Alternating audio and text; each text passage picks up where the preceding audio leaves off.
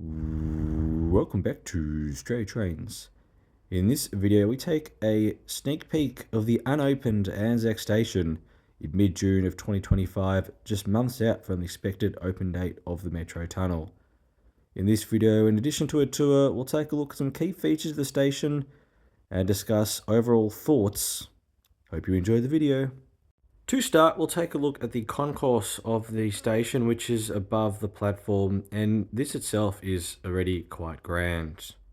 There were still some final touches required before opening, such as here, the vending machines area, but with no vending machines. The station was fairly grey, with a little bit of black and white colouring, and then the main feature that stood out was the orange in various parts of the ceiling. Now, of course, don't we love a good controversy here? This is some of the marquee features of the station, and notice it's got the current or older style readers that will most likely be replaced roughly at the time of the Metro Tunnel opens, so we might not see these older style readers much at all in the Metro Tunnel.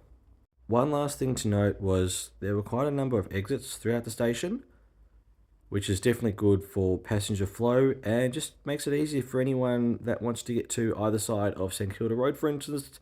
There is an exit that will save them having to go onto the ground floor and then cross the road. Just before we head to the platform, one other thing to look at was the passenger information displays, which most of them had a little signage of the event that took place on the day, which was part of Rising Festival, which is an annual art and music event that occurs roughly every June in Melbourne and has for the last few years. One interesting detail I noticed was in the colouring of the lines, which still had Frankston as green and Sandringham as light pink. However, one of these lines will likely change when the Sandringham line runs through to Werribee and Williamstown and the Frankston line returns to the loop. And a nice diagram of Extrapolis 100 trains in the Metro Tunnel. Not bad. Time to head down to the platform in the moment we've been waiting for, and let's take a look at the green button on the customer help points. Services departing Anzac Platform 2 are the 12:05 Arden, stopping all stations to Arden via Town Hall. The 12:13 Arden, stopping all stations to Arden via Town Hall. And always remember to touch on your Mikey at the start of your journey. How's that? An Arden service. Arden Station is the westmost station within the Metro Tunnel, and we are located at Anzac Station, which is the eastmost station within the Metro Tunnel. Nonetheless, though, it really did feel quite similar to Arden Station, which we toured back in December of 2024, which you could check out on this channel. There were very few differences that I even noticed, to be quite honest with you. It was like we said before, black, white and grey with random touches of orange. But even other features, such as the walling, the platform screen doors, the ceiling, the lighting, the escalators, it all just pretty much seemed like a copy and paste of Arden. So maybe indeed the actual platforms throughout the Metro Tunnel will be all roughly the same to show a bit of uniformity. And then the concourse and above the station is where you were going to see their really cool uniqueness. Just like Arden, there are many Metro Tunnel logos all over the area. And to no surprise, there were many CCTV cameras. Partly for the platform screen doors, but also all around the station, which is definitely good for safety and security.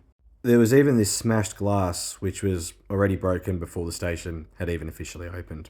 The platforms were nice and wide, although interestingly, there were not really many places to sit, only a few benches, and not many other places to lean on if you were standing. So if there are delays, it's going to be a lot of standing. One other thing was, there wasn't much signage. The main signage that you saw was the green exit here signage, but other than that, there wasn't much platform signage. There was even less of the numbering of the platforms. They were only located on the actual platform screen doors. There wasn't much signage of how to exit in normal circumstances, nor for people in wheelchairs to be shown to go to the front of the train. Because all the platform screen doors are level with the train, anyone with a wheelchair can get on any carriage. However, if they wish to get off at a station outside of the tunnel, this might not be the case. In the event of a failure, the platform screen doors have these green handles that you can manually push open. Filming trains won't be the best here, as it is, as we can see, very reflective on the glass. Looking even deeper at the signage, in the actual tunnel itself, it just says Anzac. Again, no platforms. There was very minimal map signage as well.